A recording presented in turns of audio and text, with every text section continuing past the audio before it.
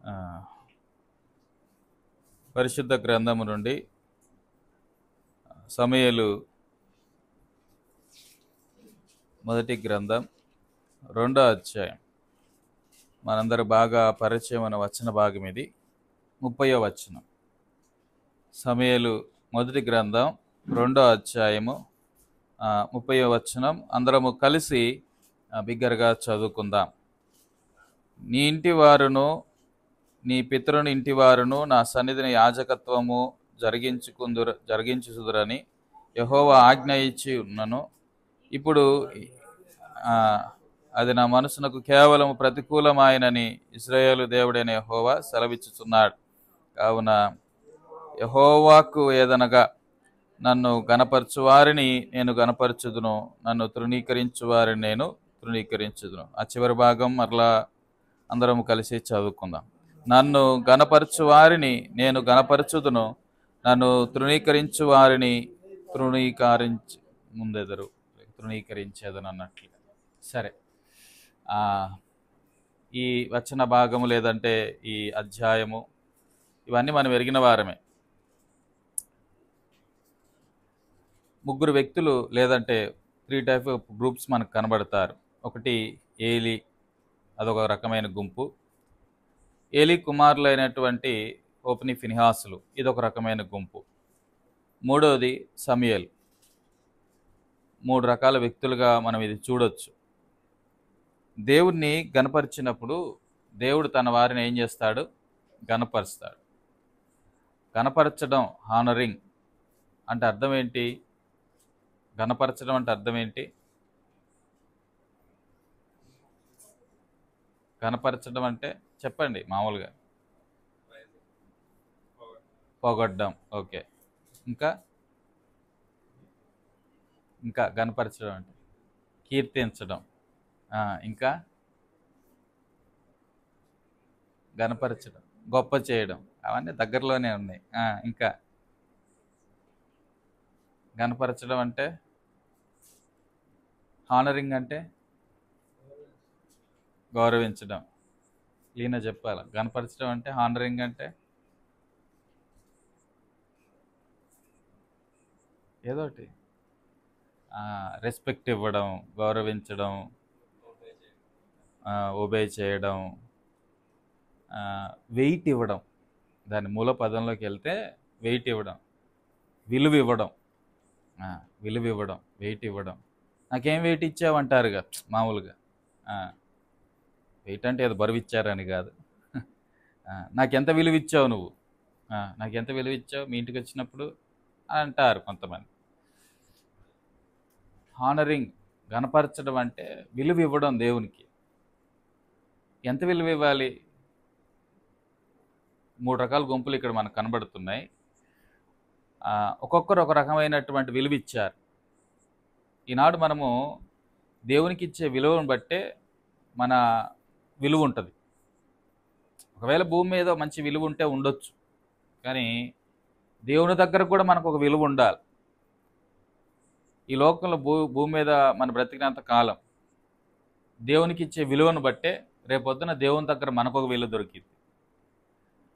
రెండోది, భూమి మీద కూడా ప్రభు మనల్ని హెచ్చించాలి, ప్రభు మనల్ని ఉన్నతమైన స్థాయిలో ఉంచాలి అంటే ప్రభువును మనం హెచ్చించడం నేర్చుకోవాలి. ప్రభువును గనపరిస్తేనే ప్రభు గనపరుస్తాడు. ప్రభువుని హెచ్చిస్తే ప్రభు తన వారిని హెచ్చిస్తాడు. ప్రభువును మయంపరిస్తే ప్రభు తన వారిని కూడా మయంపరుస్తాడు. ఇది మన లేఖనాల్లో ఎరుగుదాం ఈ సత్యం. ఇక్కడ చాలా స్పష్టంగా ఈ మాటలు మనం చూస్తూ ఉన్నాం. ఏలి కుటుంబం, ఏలి తన 2 కుమారులు దేవుని గనపరచలేదు. ప్రతిగా దేవుణ్ణి ఎంతో తక్కువ చేశారు, గణహీనపరిచారు. అందుకే దేవుడు వారిని తృణీకరించాడు. సమూయేలు అలాగ లేడు. సమూయేలు దేవుని గనపరిచాడు కాబట్టి దేవుడు సమూయేలుని గనపరచడం ప్రారంభించాడు అని చెప్పచ్చు. సరే, గనపరచడం అంటే వెయిట్ ఇవ్వడం, ప్రియారిటీ ఇవ్వడం, గౌరవం ఇవ్వడం, ఆయనకు భయపడడం, ఆయనకు విధేయత చూపించడం, ఇవన్నీ వస్తాయి. ఆయన గనపరచకుండా మనం ఏం చేసినప్పటికీ కూడా దాన్ని ప్రభు అంగీకరించడు. ఒక వ్యక్తిని గౌరవించకుండా అతనికి పంచభక్ష పరమాన్నాలు పెడితే ఏమైనా తృప్తి చెందుతాడా? దేవాతి దేవుడు మనల్ని సృజించాడు, మనకు కావలసినవన్నిటిని కూడా ఇస్తున్నాడు, మన విషయంలో ఎన్నో ప్రణాళికలు కలిగి ఉన్నాడు. అయితే ఆయన మన దగ్గర నుంచి కోరుకుంటుంది ఏంటంటే, ఒక తండ్రిగా నాకు రావాల్సినటువంటి గౌరవం నాకు ఇవ్వండి అంటున్నాడు. నేను మీ దేవుని కనుక మీ దేవుడినైనటువంటి నాకు చెందవలసినటువంటి ఆ గౌరవాన్ని మీరు నాకు ఇవ్వండి అని అంటున్నాడు. మీరు అన్యజనులు మనం చూడగలిగితే వారి దేవుళ్ళకి ఇచ్చే గౌరవం ఒక్కసారి ఆలోచన చేయండి. వారి దేవుళ్ళు కావు, అవి దేవుళ్ళు కాకపోయినప్పటికీ కూడా వారు అట్లీస్ట్ ఆ గుడిలోకి వెళ్ళినప్పుడు లేదా బొమ్మ దగ్గర ఉన్నప్పుడు వారు దానికి ఇచ్చే గౌరవం చూస్తే కొంత ఆశ్చర్యం వేస్తూ ఉంటుంది. అది పబ్లిక్ హానరింగ్, అది మతం ఎప్పుడు కూడా ఒక పబ్లిక్ హానరింగ్ని ఎక్కువగా ప్రియారిటీ ఇచ్చిద్ది. అంటే అందరి ముందు కనపరచడం. క్రిస్టియన్ లైఫ్ అది కాదు, క్రైస్తవ జీవితం అది కాదు. మన దేవుణ్ణి అందరి ముందు కనపరచాలి, ప్రైవేట్ లైఫ్లో కూడా కనపరచాలి. ఓన్లీ పబ్లిక్ లైఫ్లో నేను దేవుని కనపరుస్తాను అంటే దేవుడు దాన్ని కూడా యాక్సెప్ట్ చేయడు. మన పబ్లిక్గా ఆయన కనపరుస్తూనే ప్రైవేట్ లైఫ్లో మన వ్యక్తిగత జీవితంలో కూడా మనం మన దేవుని గణపరచడం నేర్చుకోవాలి. అప్పుడు మనల్ని ఆయన ఏం చేస్తాడు? గణపరుస్తాడు. ఆయన గణపరిచినప్పుడు, అందుకే నన్ను గణపరచు వారిని నేను గణపరచుదును అంటున్నాడు. నన్ను తృణీకరించేవారు తృణీకారం పొందెదరు. తృణీకరిస్తాడు కూడా. తృణీకారం పొందుతారు, తృణీకరింపబడతారు. సరే, ఇక్కడ కొన్ని విషయాలు కొంత ఆలోచన చేస్తే, మొట్టమొదటిగా ఏలీ కుమారులు, అందుకే ఈ పారాగ్రాఫ్లోంచి నేను మాట్లాడతాను, లేదంటే ఈ అధ్యాయంలోంచి. ఏలీ కుమారులు దేవుని గణపరచలేదు. ఎలాగను గణపరచలేదు అని ఆలోచన చేయగలిగితే, వారు దేవునికి ఇవ్వవలసినటువంటి గౌరవం ఇవ్వకపోవడం. 2వ అధ్యాయం 12వ వచనం చదవండి. ఒకటి సమూయేలు మొదటి గ్రంథం 2వ అధ్యాయం 12వ వచనం. ఏలీ కుమారులు యెహోవాను ఎరగని వారే మిక్కిలి దుర్మార్గులై ఉండిరి. వీళ్ళు పుట్టింది ఏ కుటుంబం? యాజక కుటుంబం, సేవకుడు పిల్లలు. వీళ్ళు మామూలు పిల్లలు కూడా కాదు. ఒక రకంగా మనం ఇప్పుడున్న పరిభాషలో మాట్లాడుకోవచ్చు. సేవకుడు పిల్లలకి ఇంకెక్కువ రావాలి దేవుణ్ణి గణపరచడం. ప్రతిదీ వారు దగ్గరుండి చూస్తారు కాబట్టి. కానీ ఇప్పుడు అలాగ లేదు. ఇక్కడ వారు దేవుణ్ణి ఏం చేశారు? వారి ప్రవర్తన ఎలాగుంది మనం అంతకుముందు కూడా మాట్లాడుకున్నాం. తీతు 1:16లో కదా ఆ మాట. లాస్ట్ టైం మనం ఒక సండే సెకండ్ మెసేజ్లో ఆ మాట మనం కొంత తలపోసుకున్నాం. ఆ వచనానికి ఏలీ కుమారులైన హోప్ని ఫినెహాసులు సరిపోతారేమో కదా. చదవండి. తీతు 1:16.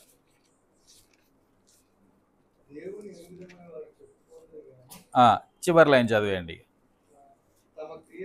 తమ క్రియల వలన ఇదొక గ్రూప్ అన్నమాట. ఇక్కడ ఏలీ కుమారులు వీరు దేవుణ్ణి ఎరిగామని అంటున్నారు. మేము యాజకుల పిల్లలం అంటున్నారు. ఏమండి? కానీ వారు దేవుణ్ణి ఎరగని వారి వలె ఉన్నాయి. ఏమిటి వారి క్రియలు? వారు చెప్పచ్చు, ఊర్లో వాళ్ళందరూ చెప్పచ్చు,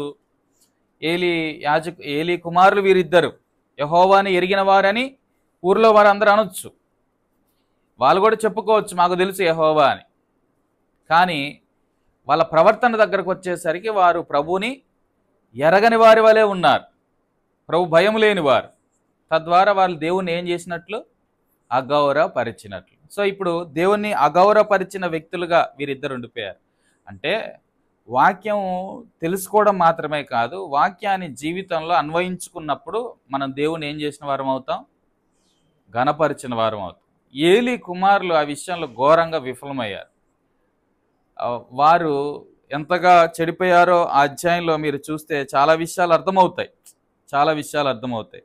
తర్వాత చూడండి 2వ అధ్యాయంలోనే ఆ కింద 13వ వచనం నుంచి, జనుల విషయమై యాజకులు చేయుచు వచ్చిన పని ఏమనగా, ఎవడైనను బలి పశువును వధించిన మీదట మాంసం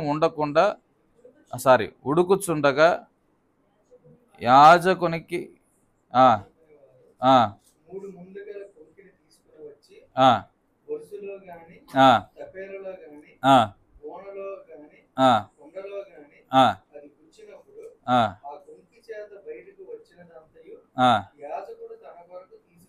సో ఆల్రెడీ ఆ మాంసం ఉడికేటప్పుడు 3 ముండ్లు కలిగినటువంటి కొంకి దాన్ని ఇలా పెట్టి ఏదో పాత్రలో పెట్టి దానికి ఎంతైతే వచ్చిందో అంత మాంసం యాజకుల పిల్లలు తీసుకోవాలి.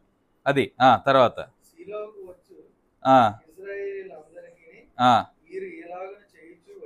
ఓకే, ఇలా జరుగుతూ వచ్చింది. సెకండ్ 15 ఇదియుగాక వారు క్రొవ్వును దహింపక మునుపు యాజకుని పనివాడు వచ్చి బలి పశువును వధించు వానితో యాజకునికి వండించుటకై మాంసమిమ్ము, ఉడకబెట్టిన మాంసము అతడు నీ యొద్ద తీసుకొనడు, పచ్చి మాంసమే కావాలనని. అంటే వీళ్ళు ఏం చేస్తున్నారు? మొట్టమొదటిగా వారి ప్రవర్తన దేవుని ఎరగని వారి వలె ఉంది. ఫస్ట్ థింగ్, వాళ్ళు అలాగా దేవుని అగౌరవపరిచారు. రెండోది, వాళ్ళు ఏం చేశారు అంటే మామూలుగా యాజకులు మామూలుగా ఒక పశువును బలి ఇచ్చినప్పుడు పాత నిబంధనలో సర్టెన్ పోర్షను యాజకుడికని ఉంటుంది, మిగతాది బలి ఇచ్చిన వాడు పట్టుకెళ్ళాలి. దానికంటే ముందుగానే క్రొవ్విన దాన్ని, లేదంటే క్రొవ్విన దాన్ని కాదు, క్రొవ్వునంతటిని కూడా దేవునికి దహన బలిగా ఇవ్వాల్సినవి కొన్ని ఉంటాయి. లేవియకాండం చదివితే ఆ క్రొవ్వును దేవునికి దహన బలిగా ఇవ్వాలి.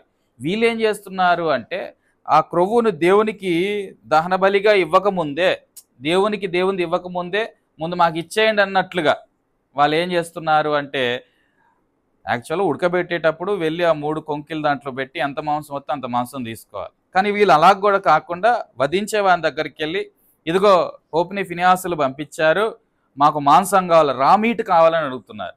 ఉద్దేశం ఏంటి? ఆ రా మీట్ మార్కెట్లో అమ్మేసుకొని సొమ్ము చేసుకొని అక్రమంగా వారు జీవించడం కొరకు. అంటే వారు దేవుణ్ణి ఎంతగా అగౌరవపరుస్తున్నారో ఇక్కడ చూడండి. ఎవరు వీరు? అన్యజనులు ఎప్పుడు దేవుని నామాన్ని అగౌరవపరచరు. ఏమండి, పరలోక ప్రార్థన అంటాం కదా, ఏమని? పరలోకమందున్న అంటాం, నీ నామం పరిశుద్ధపరచబడును గాక అని. అంటే ఆ నామంకి ఏమైంది? నీ నామం పరిశుద్ధపరచబడును గాక అంటే ఆ నామానికి ఏమైంది? అగౌరవం వచ్చింది. ఎవరు తెచ్చారు అగౌరవం? అన్యజనులు తేలేదు, దేవుని నమ్ముకున్న బిడ్డలు. అందుకే ప్రభు క్లియర్ ఇక్కడ చెప్తున్నా, నన్ను గణపరచు అని. అన్యజనులు ఎప్పుడు దేవుని నామాన్ని అగౌరవపరచు. అందుకే ప్రభు అంటాడు, మిమ్మల్ని బట్టి కదా నా నామం అన్యజనులో దూషించబడుతుంది అనే మాట కూడా మనం అక్కడ చూస్తాం. సరే, ఇక్కడ తలంపు ఏంటంటే వీరు ఎంతగా దేవుని డిజానర్ చేస్తున్నారు, ఎంతగా దేవుని అగౌరవపరుస్తున్నారు. ఒకటి, వారి ప్రవర్తన దేవుని ఎరగనట్లుగా ఉంది. వారి ప్రవర్తన దేవునింటికి వచ్చే వారికి కూడా వారు ఎలాగున్నారు అంటే ఆటంకంగా ఉన్నారు. దేవునికి వెళ్ళవలసినటువంటి సమయంలో అది వెళ్ళకపోగా దేవునికి ఏమంటాము క్రొవ్వింది, అది దేవునికి దహన బలిగా ఇవ్వాలి. అది అవ్వకముందే వీళ్ళు ఏం చేస్తున్నారంటే నా వాట నాకు ఇచ్చే, నేను రా మీట్ తీసేసుకొని అమ్మేసుకొని విలాసంగా బ్రతుకుతామన్నట్లుగా. ఏమండి, వారు అలాగా పాపం చేయడానికే. దీని అంతటిని ఎలా చూడొచ్చు అంటే వారు దేవుణ్ణి ఆరాధించడంలో పూర్తిగా విఫలమయ్యారు. ఈ ఆఫరింగ్ అంతా ఏం చూపిస్తుంది అంటే ప్రభుని స్తుతించుట. ఫస్ట్ థింగ్, వారు వాక్యాన్ని ఎరిగిన వారే కానీ వాక్య ప్రకారం జీవించిన వారు. రెండోది, ఆరాధించాల్సినటువంటి దేవాది దేవుణ్ణి ఆరాధించకపోగా అగౌరవపరుస్తున్నవారు. మనం అన్ని విషయాల్లో దేవుణ్ణి స్తుతించబద్దులమై ఉన్నాం. అంత మాత్రమే కాకుండా కిందికి వెళ్తే వారు అక్కడికి వస్తున్నటువంటి, అంటే దేవుణ్ణి సేవించడానికి అందాము, లేదంటే ఆరాధించడానికి అందాము. అక్కడ చూడండి కింద 2వ అధ్యాయంలోనే 22వ వచనంలో, ఏలి బహువృద్ధుడాయనో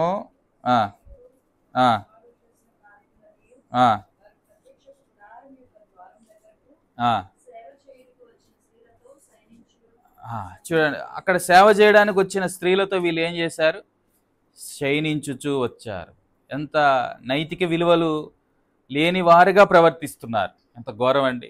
ఇప్పుడు వాళ్ళు మందిరానికి రావడానికి కూడా ఇష్టపడనటువంటి పరిస్థితి. ఎంత వ్యభిచారపుతో కూడినటువంటి మనసు కలిగిన వారుగా మారిపోయారు. అంటే వారు ఎంతగా డీగ్రేడ్ అయిపోయారు. ఇలాగ ఆలోచన చేయొచ్చు. మొట్టమొదటిగా వాక్యం ఎరిగి వాక్య ప్రకారం జీవించక దేవుణ్ణి అగౌరవపరిచారు. రెండోది, వారు దేవుణ్ణి ఆరాధించక దేవుణ్ణి అగౌరవపరిచారు.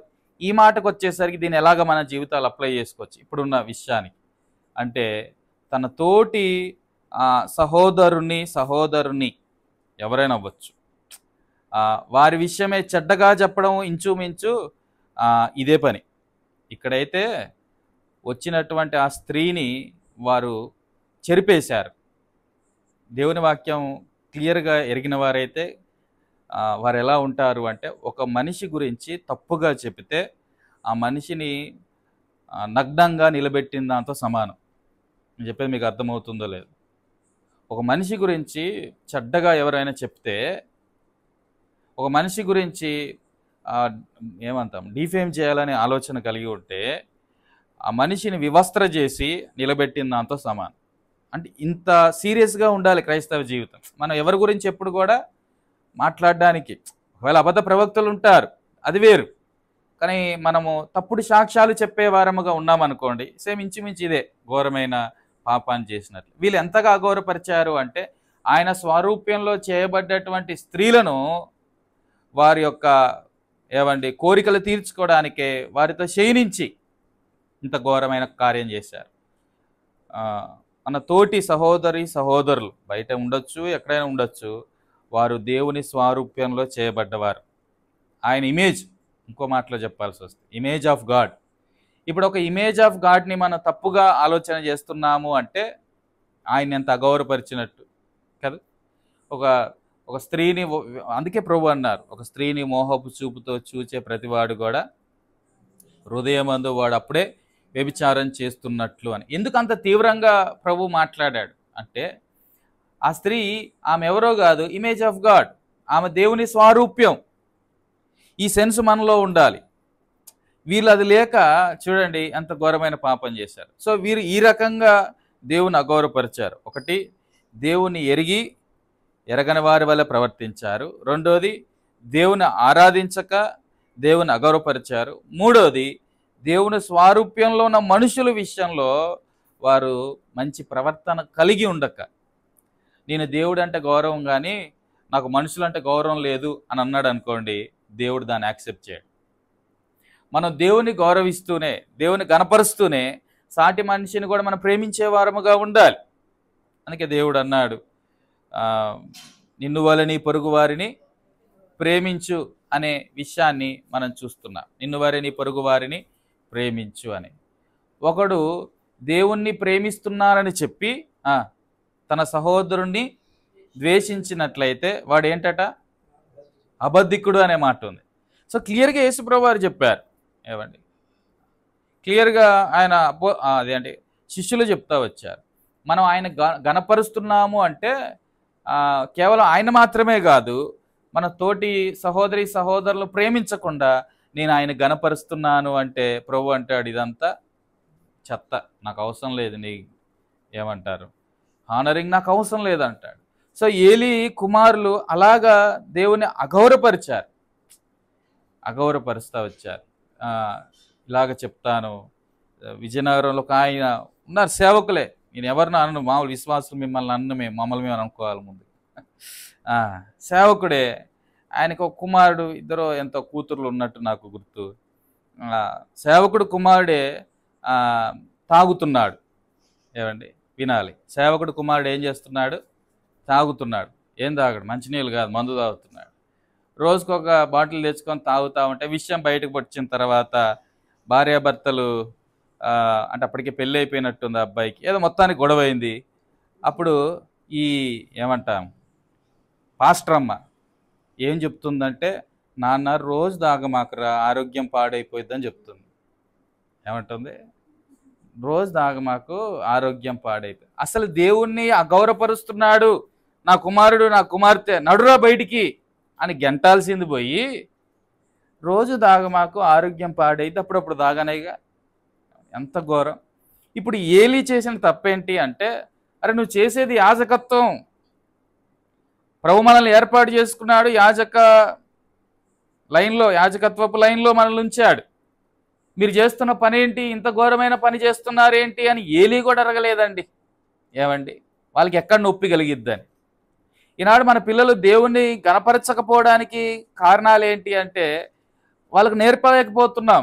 అరే నువ్వు ఇలా బ్రతకకపోతే నువ్వు దేవుని అగౌరవపరిచిన వాడవరా, వాడు తప్పు చేస్తే వాడిని హెచ్చరించడంలో విఫలమైపోతున్నాం. వాడు దేవుని విషయంలో నిర్లక్ష్యంగా ఉంటే వాడిని హెచ్చరించడంలో విఫలమైపోతున్నాం. ఇక్కడ ఏలి అందుకే అంటాడు, నాకంటే నీ కుమారులు. 29వ వచనం చివరి లైన్లో ఆ మాట ఉంటుంది, 2వ అధ్యాయం చూడండి. ఏలి కుమారులు ఎలాగా దేవుణ్ణి అగౌరవపరిచారో చూసామో, ఇప్పుడు ఏలి దేవుణ్ణి ఎలాగ అగౌరవపరుస్తున్నాడో చూద్దాం. నాకంటే నీ కుమారులను. అది ఇప్పుడు ఏలి యాజకుడు అండి, మామూలుడు కూడా కాదు.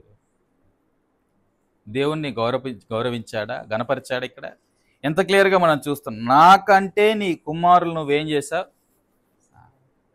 మనము దేవుని కంటే దేన్ని గొప్ప చేసిన, అది కుమారులు అవ్వచ్చు, కుమార్తెలు అవ్వచ్చు, ఉద్యోగాలు అవ్వచ్చు, చివరికి మనకు మనమే అవ్వచ్చు. నా తర్వాతే దేవుడు అనుకునే వాళ్ళు కూడా ఉన్నారు. నా పిల్లల తర్వాత దేవుడు అనుకునే వాళ్ళు ఉన్నారు. నా ఉద్యోగం తర్వాతే దేవుడు అనుకునే వాళ్ళు ఉన్నారు. వారు ఇండైరెక్ట్గా చేస్తుంది ఏంటంటే దేవుని ఏం చేస్తున్నారు, అగౌరవపరుస్తారు. గుర్తుపెట్టుకోండి, దేవుణ్ణి గణపరిస్తే దేవుడు తన వారిని గణపరుస్తాడు. దేవునికి తృణీకరిస్తే దేవుడు వారిని తృణీకరిస్తాడు. ఇది సత్యం, వాక్యం. భూమి మీద ఒకవేళ ఘనతలు ఏవో సంపాదించుకోవచ్చు, కానీ దేవుని దగ్గర మనం గణపరచబడలేం. సరే, ఇక్కడ అదే మాటలు మనం చూస్తున్నాం.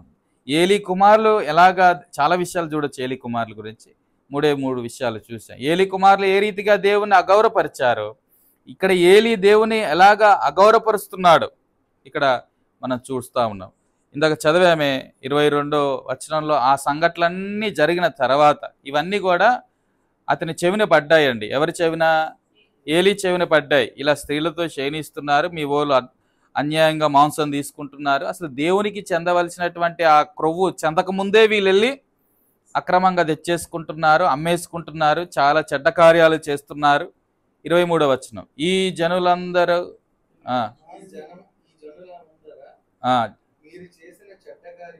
ఈ జనుల ముందర చేసినటువంటి మీరు చేసిన చెడ్డ కార్యములు.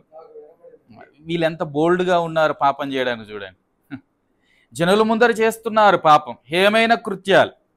అరే నేను ఇలా పాపం చేయడానికి అలా అని చెప్పి రహస్యంగా చేయమని కాదు దాని ఉద్దేశం.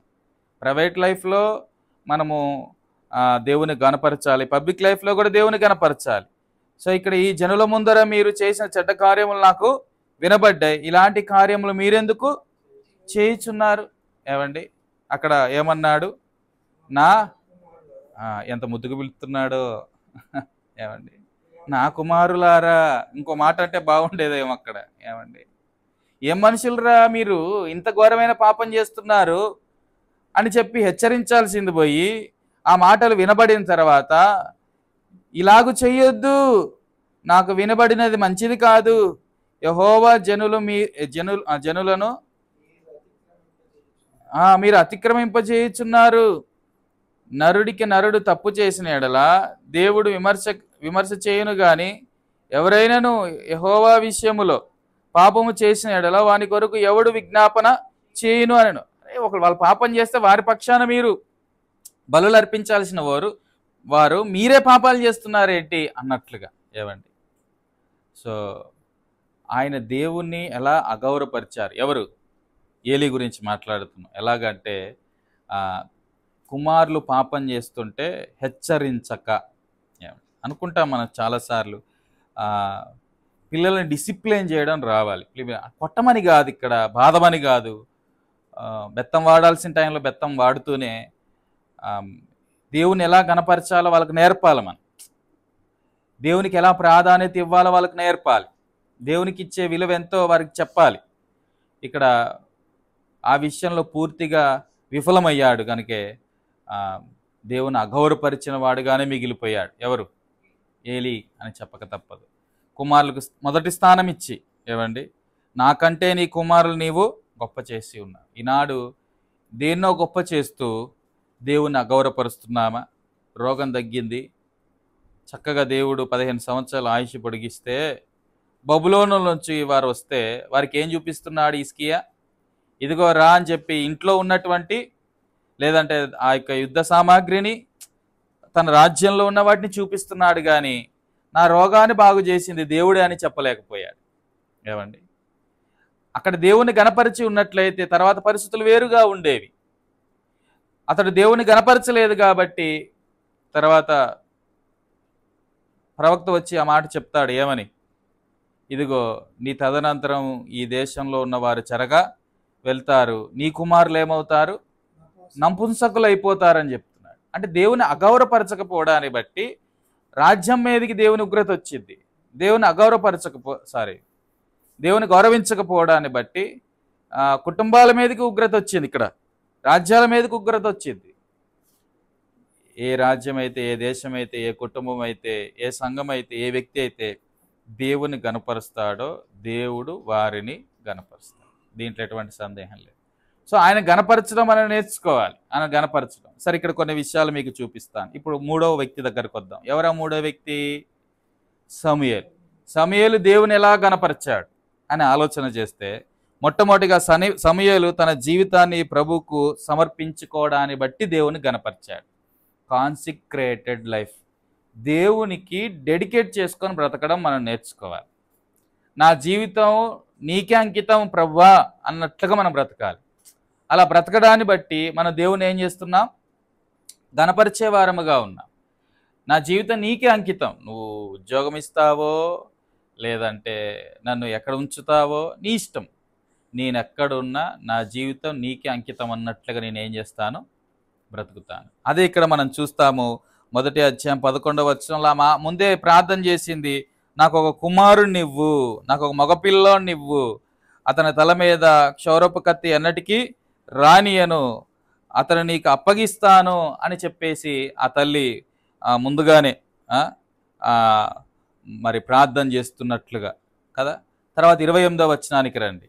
మొదటి అధ్యాయంలో, కాబట్టి నేను ఆ బిడ్డను యెహోవాకు ప్రతిష్ఠించుచున్నాను. సరే, అది ఆమె ప్రతిష్ఠత, తన కుమారుని ప్రతిష్ఠించుకుంది. కానీ సమూయేలు కూడా తన జీవితాన్ని దేవుడికి ఏం చేస్తూ ఉంది? సమర్పించుకున్నాడు. సమూయేలు కూడా సమర్పించుకున్నాడు. చూడండి అక్కడ. కాబట్టి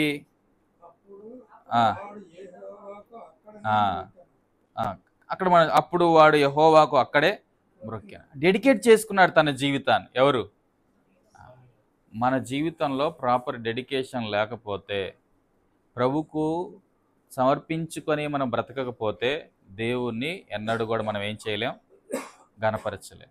సో దేవుణ్ణి సమూయేలు ఎలా గణపరిచాడు అని ఆలోచన చేస్తూ మనం ఎలా గణపరచాలో ఇక్కడ కొన్ని మాటలు నేర్చుకుందాం. ప్రతి పరిస్థితుల్లో కూడా సమూయేలు దేవునికి తన జీవితాన్ని ఏం చేసుకున్నాడు? డెడికేట్ చేసుకున్నాడు. ఫ్యామిలీ లేదా సమూయేలుకి? పిల్లలు లేరా? సమర్పించుకోవడం అంటే అన్నీ వదిలేసి సన్యాసుల్లాగా మారిపోమని కాదు. ఇక్కడ ఫ్యామిలీ లైఫ్ ఉంటుంది, ఉద్యోగాలు ఉంటాయి, ఏమున్నా కూడా నా జీవితం నా ప్రభుకి అంకితం, నా ప్రభుకి అంకితం అంతే. ఆయన నాకు ఈ స్థానం ఇచ్చాడు, ఆయన నన్ను ఈ స్థితిలో ఉంచాడు, కనుక నేను నా ప్రభు కొరకే బ్రతకాలి అనేటువంటి రీతిలో మన జీవితాలు ప్రభుకు డెడికేట్ చేసుకోవాలి. ఇలాగ ఒక చిన్న మాట చెప్తాను. డెడికేట్ చేసుకునేటువంటి వ్యక్తి ఎలా ఉంటాడు అంటే, యోబు అంటాడు కదా, కన్యకను చూడకుండానట్టు నా కన్నులతో నిబంధన చేసుకొందును అంటాడు. డెడికేషన్ అంటే అపవిత్రమైన వాటి జోలికి పోకుండా, అపవిత్రమైన వాటిని చూడకుండా, వినకుండా, లేదంటే కీర్తన 1వ అధ్యాయంలో మనం చూస్తాం ఏమని? దుష్టుల ఆలోచన చొప్పున నడవకుండా, పాపుల మార్గాన నిలవకుండా, అపహాసకులు కూర్చుండే చోట కూర్చుండక, ఇలా నువ్వు బ్రతికితే చాలు. ఈ 3 లైన్లు ఏమండి? ఇది మనం చేయగలిగితే దాని అర్థం ఏంటంటే మనము దేవునికి ప్రతిష్ఠించుకొని బ్రతుకుతున్నామని అర్థం. అది మనం చేయాలి. ప్రతిష్ఠించుకోకుండా నువ్వు ప్రభువుని గణపరచలేవు. ప్రతిష్ఠించుకోకుండా నేను దేవుని గణపరుస్తున్నాను అంటే అదంతా ఉత్తి మత సంబంధమైన భక్తి. అన్ని జనులు మనం చూస్తాం, వాళ్ళ జీవితాలు దేవునికి ప్రతిష్ఠించుకోరు. జస్ట్ వెళ్తారు, అక్కడ ఉన్న ప్రతిమకు సాగిలు పడతారు. తర్వాత వచ్చిన తర్వాత వారి నాలుక అదుపు ఉండదు, వారి చూపుకి అంతు పొంతు ఉండదు, వారి నడత విస్తారంగా అటు ఇటుగా ఉన్నట్టుగా ఉంటుంది. ఎక్కడ కూడా వారి జీవితంలో ఒక డెడికేషన్ కనబడదు. క్రైస్తవ జీవితం అలా కాకూడదు. మన జీవితాలు ప్రభుకి పూర్తిగా సమర్పించుకోవాలి. ఇలాగ ఆలోచన చేయాలి. అయ్యా, నేను నా సొత్తు కాదు, నీవు నన్ను విలువ పెట్టి కొన్నావు కాబట్టి నా మీద నాకు ఎటువంటి హక్కు లేదన్నట్టుగా ఒక డెడికేటెడ్ పర్సన్, కాన్సిక్రేటెడ్ పర్సన్, ప్రతిష్ఠించుకున్న వ్యక్తి ఎలా బ్రతుకుతాడు అంటే, నా మీద నాకు హక్కేం లేదు, నా ప్రభు చెప్పినట్టే నేను బ్రతుకుతాను అన్నంతగా మనం బ్రతకాలి. తద్వారా మన దేవుని ఏం చేయగలము? గణపరచగలం. ఇక్కడ సమయలు అలాగే తన బాల్య దశలో నుంచి కొన్నిసార్లు మనము ఎదిగేటప్పుడు ఆత్మీయంగా భక్తి చేస్తున్న వారు కొంతమంది కనబడతారు చుట్టూ. వారిలో వేషధారణ కనబడ్డప్పుడు నేనంత భక్తి చేయాల్సిన అవసరం ఉందా అనిపించింది సహజంగా. మన చుట్టూ క్రైస్తవులే కనబడతారు, వారు లోకానుసారంగా బ్రతుకుతూ ఉంటే నేను ఎందుకు అంత ఖచ్చితంగా బ్రతకాలి అనే తలంపు వచ్చింది. ఏమండి, సేవకుడు ఇంట్లోనే పెరుగుతున్నాడు. ఎవరు? సమూయేలు. సేవకుడు పిల్లలు పాడైపోయారు, ఘోరమైన పాపాలు చేస్తున్నారు. కానీ అవేమి కూడా ఇతని ప్రతిష్ఠించుకున్న జీవితాన్ని పక్కదారి పట్టించలేదు. అవేం పట్టించుకోలేదు. నా దేవునికి నన్ను నేను సమర్పించుకున్నాను. ఏలీ కుమారులు ఏమైతే నాకేంటి, నా ప్రమాణాలు ఏలీ మాటలు కావు, నా ప్రమాణాలు ఇవి. ఈనాడు మన ప్రమాణాలు ఇవ్వాలి. మనుషులు చెప్పే మాటలు మన ప్రమాణాలు కాకూడదు, బోధించే నా మాటలు మీ ప్రమాణాలు కాకూడదు, అవి మీ ప్రిన్సిపల్స్ కాకూడదు. మన భక్తి జీవితాన్ని దీని మీద నిర్మించుకోవడాన్ని బట్టి మన దేవుణ్ణి ఏం చేస్తాం? గణపరిచిన వారం అవుతాం కదా. అంటే ఇలా ఒక ప్రశ్న వేస్తాను, నీ జీవితంలో నీ దేవునికి నువ్వు ఎంత విలువిస్తున్నావు? నీ జీవితంలో నువ్వు దేవునికి ఎంత విలువిస్తున్నావు? దాన్ని బట్టి నువ్వు దేవుని ఎంత గణపరుస్తున్నావో చెప్పేయచ్చు. ఏమండి, 2 కాసులు వేసింది కదా ఆ భేద వెధవరాలు.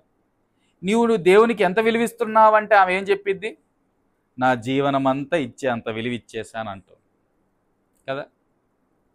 అంత విలువిచ్చాను. అలాగా చాలా ఉదాహరణలు మనం చూసుకోవచ్చు పరిశుద్ధ గ్రంథంలో. ఇస్కరియోతు యూదా దేవునికి ఎంత విలువిచ్చాడు?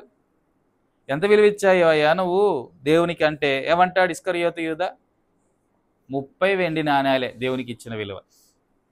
30 వెండి నాణ్యాలు అని అంటే 2 పక్కల ఆలోచన చేస్తే ఆనాడు ఉండేటువంటి మత నాయకులు యేసుప్రభు వారు 30 సంవత్సరాలు జీవించిన దానికి ఏది బోధ చేయకుండా ఆయన పని ఆయన చేసుకున్నాడు కదా. ఆ 30 సంవత్సరాలు జీవించిన దానికి సంవత్సరానికి ఒక నాణం చొప్పున వెలకట్టిచ్చారు. అంటే ఈ 30 సంవత్సరాలు ఆయన మా జోలికి రాలేదు. మేము చేసే పాడు పనులన్నీ మేము చేసుకుంటూనే వచ్చాం, ఆయన మమ్మల్ని ఏ రోజు కూడా పట్టించుకోలేదు. కాబట్టి ఆయన 30 సంవత్సరాలు మమ్మల్ని పట్టించుకోనందుకు గాను నీకు 30 వెండి నాణాలు అన్న, నీకు ఒక 30 వెండి నాణాలు. అలాగా ఏమండి, తన జీవితంలో క్రీస్తుకిచ్చిన విలువ ఎంత అంటే 30 వెండి నాణాలు. మామూలుగా లేఖనాల్లో మనం చూస్తే 30 వెండి నాణాలు ఎవరికి ఇస్తారు? ఒక ఏమండి యజమానుడికి దాసుడు ఉన్నాడు, ఇంకో యజమానుడికి ఒక ఎద్దు ఉంది. ఈ ఎద్దు వెళ్ళి ఈ యజమాని యొక్క దాసుని పొడిచినప్పుడు వాడు చావలేదు, వాడు పడిపోయి వాడు ఫిజికల్గా డిజేబుల్ అయిపోయాడు, మంచం మీద ఉండిపోయాడు. ఇప్పుడు ఈ మంచం మీద ఉన్న వ్యక్తికి ఇచ్చేదే 30 వెండి నాణాలు. అంటే యేసుప్రభు ఎవరి దృష్టిలో, ఇస్కరియోతు యూదా దృష్టిలో ఎలాంటి వాడు, ఆయనకి ఎంత విలువిచ్చాడు అంటే ఆ మంచం మీద దేనికి పనికి రాకుండా పడి ఉన్న ఒక బానిసకి ఇచ్చిన విలువ అది. 3.5 సంవత్సరాలు లేదా 3 సంవత్సరాలు ప్రభుత్వం నడిచాడుగా, మరి నీ విలువెంత అంటే ఈ యేసు దేనికి చేతగాని వాడు అని వాని దృష్టిలో. ఈయన తినలేదు, నన్ను తినలేదు. ఏమండి, ధనాపేక్ష కలిగిన వాడు కదా ఇస్కరియోతు యూదా. తలంపు ఏంటంటే ఈనాడు మన జీవితంలో మనం దేవునికి ఎంత విలువిస్తున్నావు? నీ దేవునికి ఎంత విలువిస్తున్నావు? ఇక్కడ సమూయేలు తన దేవుని ఎలా గణపరిచాడు అంటే తన జీవితాన్ని పూర్తిగా దేవునికి డెడికేట్ చేసుకోవడాన్ని బట్టి, సమర్పించుకోవడాన్ని బట్టి మనం కూడా మన జీవితాల్లో దేవునికి సమర్పించుకొని దేవుని గణపరచాలి. 2వ అధ్యాయం 18వ వచనంలో చూడండి ఒక మాట, ఎలా గణపరిచాడు ఈ సమూయేలు. 2వ అధ్యాయం 18వ వచనం చదవండి.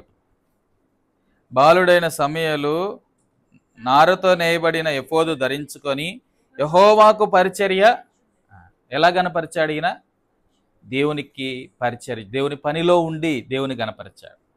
వాళ్ళేమో దేవుని పనికి ప్రాధాన్యత ఇవ్వకుండా దేవుని అగౌరవపరిచారు. ఎవరు? ఏలీ కుమారులు. వారు దేవుని పని చేయలే, దేవుని పని పాడు చేశారు. సమూయేలు దేవుని ఎలా కనపరిచాడు అంటే తన కాన్సిక్రేటెడ్ లైఫ్ ద్వారా, ప్రతిష్ఠించుకున్న జీవితం ద్వారా. ఒక మాట, ప్రతిష్ఠించబడ్డ జీవితం లేకుండా పరిచర్య చేస్తే అది పాపం చేసినట్టే. ప్రతిష్ఠించుకున్న జీవితం అనుభవం లేకుండా ప్రభువుని సేవిస్తే అది పాపం చేసినట్టే లెక్క.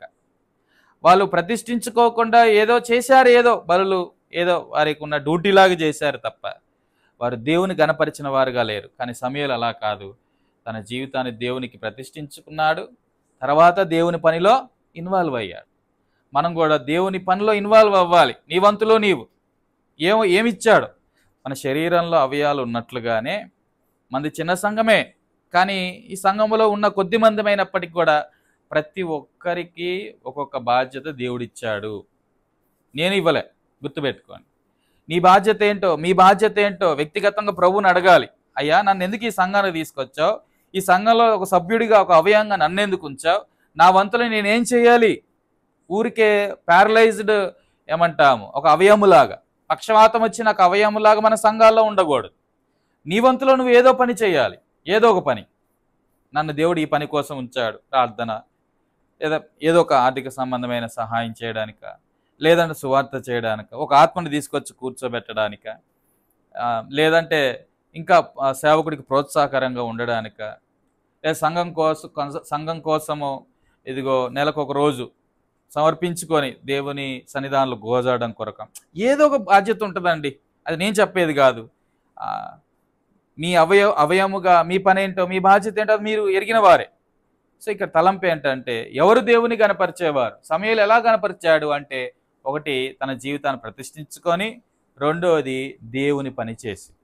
మన దేవుని పని చేయడాన్ని బట్టి మన దేవుని ఏం చేస్తున్న వారం అవుతున్నాం? ఇక్కడ గణపరిచిన వారం అవుతున్నాం. సరే రండి, ఇంకొక మాట చూడొచ్చు. 3వ అధ్యాయంలో 10వ వచనం. తర్వాత యెహోవా ప్రత్యక్షమై నిలిచి ఈ రీతిగా, సమూయేలు సమూయేలు అని పిలవగా, సమూయేలు నీ దాసుడు ఆలకించుచున్నాడు, ఆజ్ఞ ఇమ్ము. సో ఎలాగ దేవుని గణపరిచాడు సమూయేలు అంటే, ఒబేయింగ్, విధేయత చూపించడాన్ని బట్టి. విధేయత చూపించకుండా మనం దేవుని గణపరుస్తున్నాము అంటే ఉట్టిది. అది గుర్తుపెట్టుకో. విధేయత చూపించాలి. ఏం వాక్యం అయితే వింటున్నామో ఆ వాక్యాన్ని వెంటనే మన జీవితంలో కార్యరూపం దాల్చాలి. విన్న వాక్యం మన జీవితంలో కార్యరూపం దాల్చకపోతే మన దేవుని మాటను పెడచెవిన పెట్టి దేవుని ఏం చేస్తున్నట్లు? అగౌరవపరుస్తున్నట్లు. ఇక్కడ సమూయేలు వెంటనే వచ్చాడు, నీ దాసుడు ఆలకించుచున్నాడు. మనం దేవుని మాటకు అంత విధేయత చూపించాలి. ఒక మాట ఇలాగ చెప్తాను, మనం చాలా అంచె దినాల్లో ఉన్నాం, అపాయకరమైన దినాల్లో ఉన్నాము. మీరు చాలా క్లియర్గా అబ్జర్వ్ చేయగలిగితే, ఈనాడు చారిత్రక సంఘం గురించి నేను మాట్లాడుతున్నాను. చారిత్రక సంఘంలో ఆత్మీయమైనటువంటి భ్రష్టత్వం పెరిగిపోయింది. అక్రమం విస్తరించుట చేత మాట్లాడట్లేదు, ఫిల్ చేయండి. అక్రమం విస్తరించుట చేత అనేకుల ప్రేమ చల్లారు. ఎవరి పట్ల? ఒకటి దేవుని పట్ల. ఒక మాట, దేవుని పట్ల ప్రేమ చల్లారితే ఆటోమేటిక్గా మనుషుల పట్ల కూడా ప్రేమ ఏమైంది? దేవుని ప్రేమ మనలో నింపుగా ఉంటే మన మనుషులను కూడా ఏం చేయగలం? కానీ చారిత్రక సంఘంలో ఇప్పుడున్న పరిస్థితి ఏమిటి అంటే, దేవుని పట్ల ప్రేమ చల్లారిపోతుంది, ఆత్మీయమైనటువంటి భ్రష్టత్వంలోకి వెళ్ళిపోతున్నారు. ఎక్కువ దేవుని కనపరిచేవారు కనబడట్లేదు, దేవుని హెచ్చించేవారు కనబడట్లేదు. ఏమండి? సో మొట్టమొదటిగా సమూయేలు దేవుని ఎలా కనపరిచాడు అంటే తన జీవితాన్ని ప్రతిష్ఠించుకోవడాన్ని బట్టి. రెండోది, సమూయేలు దేవుని ఎలా కనపరిచాడు అంటే ఎలాగా? పరిచర్య చేయడాన్ని బట్టి. దేవుడిని ఎలా కనపరిచాడు సమూయేలు అంటే విధేయత చూపించడాన్ని బట్టి. పరిస్థితులన్నీ కూడా ప్రతికూలంగా ఉన్నా, తన కళ్ళ ముందే ఈ హోఫ్నీ ఫినెహాసులు వ్యభిచారం చేస్తుంటే తన జీవితాన్ని తాను ఏం చేసుకోలేదు? అపవిత్రపరచుకోలేదు. సో ఎలాగ దేవుని గణపరిచాడు అంటే పరిశుద్ధంగా జీవించడాన్ని బట్టి. దీని కొరకు ఒక రెఫరెన్స్ చూద్దాం. కొరింథీయులకు రాసిన మొదటి పత్రికలోనే ఆ మాట మనకు కనబడతా ఉంటుంది. 6:20 మనకు తెలిసిన మాట. 6:20 మొదటి కొరింథీ 6:20.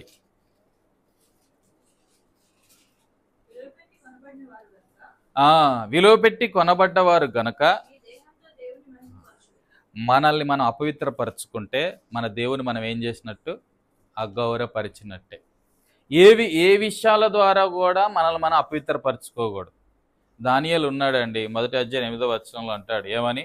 నన్ను నేను అపవిత్రపరచుకొనకూడదని ఉద్దేశించి అనే మాట ఉంటుంది. తను తాను అపవిత్రపరచుకొనకూడదని ఉద్దేశించి అనే పదం మూల పదంలోకి వెళ్తే తన మైండ్ని అలా సెట్ చేసుకున్నాడు. ఎవరు? దానియేలు. ఏమని? నా జీవితాన్ని నేను పాడు చేసుకోవద్దు, లోక సంబంధమైనది ఏది నా జీవితానికి నేనేం చేసుకోకూడదు, అంటించుకోకూడదు. ప్రభు మనల్ని ఏమి ప్రత్యేకమైనటువంటి లోకంలో పెట్టలే, పాపంతో ఉన్న లోకంలోనే పెట్టాడు. అయినా ఈ లోకంలో మనం ఎలా బ్రతకాలా? పరిశుద్ధంగా బ్రతకాల. ఉద్యోగాలు చేసే చోట మన చుట్టూ ఉంటారు పాపంలో మునిగిపోయేవారు, చదువుకునే చోట మన చుట్టూ ఉంటారు పాపం చేసేటువంటి వారు. అయినప్పటికీ కూడా మనం ఎలా బ్రతకాలి అంటే పరిశుద్ధంగా బ్రతకాలి. ఎవరి కోసం? మన కోసం కాదు. తర్వాత నన్ను నేను అపవిత్రపరుచుకుంటే నా దేవుడిని నేను ఏం చేసినట్లు?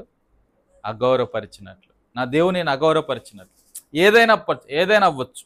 ఏమండి, నీ దేహాన్ని నువ్వు అగౌరవపరుస్తున్నావు, నీ దేహాన్ని నువ్వు పాడు చేసుకోవడాన్ని బట్టి నువ్వు దేవుని అగౌరవపరుస్తున్నావు. ఎందుకంటే మన సొత్తు కాదు. ఇదొకటి. మనం ఆది కాండంలోకి వెళ్తే ఏమండి, ఆయన తన స్వారూప్యంలో తన పోలిక చొప్పున మనల్ని చేశాడు. సో మనం ఎవరము అంటే ఇమేజ్ ఆఫ్ గాడ్. మనల్ని మనం అగౌరవపరుచుకున్న, ఒక వ్యక్తిని అగౌరవపరిచిన, మనల్ని మనం అపవిత్రపరుచుకున్న, మనము దేవుని ఏం చేస్తున్నట్లు? అగౌరవపరుస్తున్నట్లే లెక్క. ఏ విషయాల ద్వారా కూడా మనల్ని మనం అపవిత్రపరుచుకోకూడదు. ఇలా అంటాను. మనం ఉన్నది ఎలాంటి లోకం అంటే పూర్తిగా పొల్యూట్ అయిన లోకం కదా. ఈ లోకంలో మనం చాలా జాగ్రత్తగా ఉండాలి. లోక మాలిన్యం మనకి ఏది కూడా అంటకుండా, అదే యాకోబు రాస్తూ 1వ అధ్యాయం ఆఖరి వచనంలో అంటాడు, భక్తి గురించి మాట్లాడుతూ, ఇహలోక మాలిన్యము తనకు అంటించుకోకుండా ఉండేవాడే భక్తిపరుడు అని అర్థం. సో మన దేవుణ్ణి ఎలా గణపరచాలి? సమయలు ఎలా గణపరిచాడు? ప్రతిష్ఠించుకోవడాన్ని బట్టి. సమయలు ఎలా గణపరిచాడు? దేవుని ఇంట్లో పనిచేయడాన్ని బట్టి. సమయలు ఎలా గణపరిచాడు? ఏమండి, విధేయత చూపించడాన్ని బట్టి. సమయలు ఎలా గణపరిచాడు? ఇక్కడ ఏమండి, ఎలా గణపరిచాడు? పరిశుద్ధంగా బ్రతకడాన్ని బట్టి. మనం చాలా సింపుల్గా అనేస్తాం, చుట్టూ ఉన్న పరిస్థితులు బట్టి నేను పాపం చేయాల్సి వచ్చిందని. ప్రభు ఒప్పడదాన్ని. ఏమండి, మనము పరిశుద్ధంగా బ్రతకడానికే పూనుకోవాలి. ఏమండి, ఇలా కొంతమంది దేవుని ఎరిగిన తర్వాత కూడా అసభ్యమైనవి చూడ్డాన్ని బట్టి సినిమాలు అందాం కాసే వారి కళ్ళను ఏం చేసుకుంటున్నట్టు? పాడు చేసుకుంటున్నారు, మనసును పాడు చేసుకుంటున్నారు. తద్వారా దేవుణ్ణి ఏం చేస్తున్నారు? అగౌరవపరుస్తున్నారు. ధూమపానమో, మద్యపానమో, ఇలాగా దేవుని ఎరిగిన వారు కూడా బయట మనకు కనబడతారు ఆయా చోట్ల. తద్వారా వారు దేవుణ్ణి ఏం చేస్తున్నారు? అగౌరవపరుస్తున్నారు. గుర్తుపెట్టుకోండి, శాపాన్ని తెచ్చుకుంటాడు. శాపాన్ని తెచ్చుకున్న వారు అవుతారు, కుటుంబానికి శాపాన్ని మిగిలిచ్చిన వారు అవుతారు. అదే ఇక్కడ ఏలి కుమారులు చేసిన నిర్వాకం.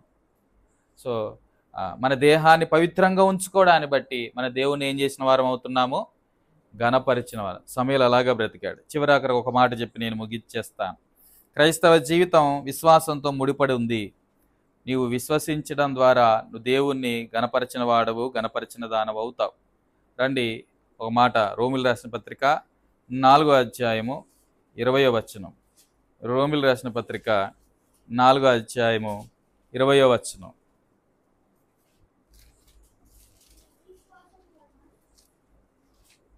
నాలుగో అధ్యాయం 20వ వచనం.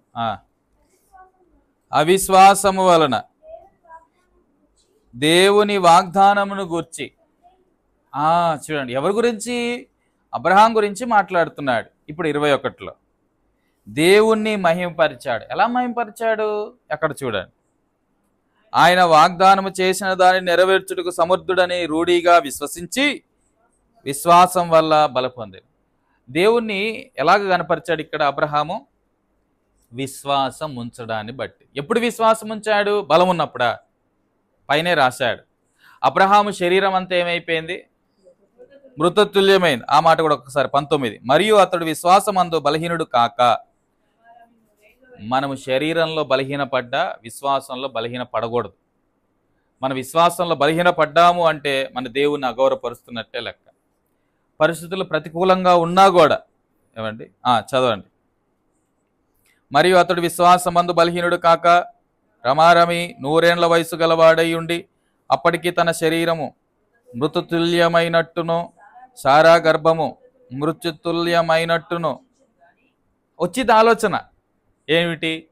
దేవుడు 100వ సంవత్సరానికి పిల్లోడిని ఇస్తానన్నాడు, లేదా నేటికి సంవత్సరానికి పిల్లోడిని ఇస్తానన్నాడు. కానీ చూస్తే ఇతనిలో ఏం లేదు, శక్తి లేదు. అబ్రహాం శరీరంలో శక్తి లేదు, పిల్లలు పుట్టాలంటే శక్తి ఉండాలి ఆయనకి. అలా అని చెప్పి శారా గర్భసంచి ఎలా ఉంది, గర్భం ఎలా ఉంది అంటే అదంతా కూడా డ్రై అయిపోయింది, ఎండిపోయింది. అక్కడ జీవం పుట్టడానికి అవకాశం లేదు. ఆలోచించాడు కానీ ఇది కుదరని పని అనుకున్నాడు, కానీ దేవుని అందు ఏముంచాడు?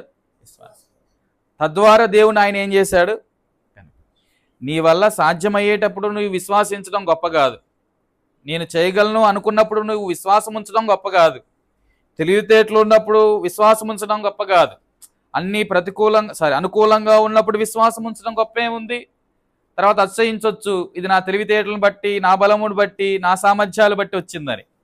కానీ అన్నీ డెడ్ అయ్యాయి, అన్నీ క్లోజ్ అయిపోయాయి, అవకాశమే లేదు. అలాంటి సమయంలో వారు విశ్వాసం ఉంచడాన్ని బట్టి, అబ్రహాం విశ్వాసం ఉంచడాన్ని బట్టి అతడు దీవించబడ్డాడు. అంతకంటే ప్రాముఖ్యంగా అతడు విశ్వాసం ఉంచడాన్ని బట్టి దేవుణ్ణి ఏం చేశాడు? ఘనపరిచాడు.